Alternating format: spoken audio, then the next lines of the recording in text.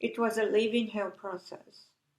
It was a very difficult process because, again, American international law, it's very different from the national law. In other words, it's almost like they have double standard. What's not American, what's not for Americans, has to be treated in a different way.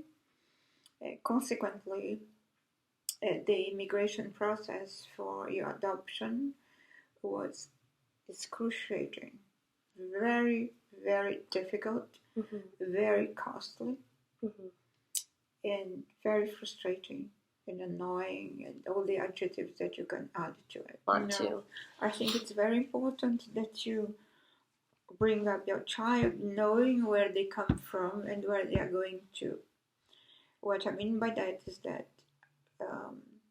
as I raised you, letting you know that you're adopted, that you came from Brazil, that you knew your biological family, and that you learned to speak the language, you knew how to appreciate the music, to read a good book, literature, and I think that's part of the culture, that's part of your consciousness. And as a parent, I think that every parent has the obligation to teach their children, to teach that to their children, who they are, the background, and everything. And the child doesn't have the consciousness of learning it or making the choice to want it or not until they are grown up, and by which time can be too late.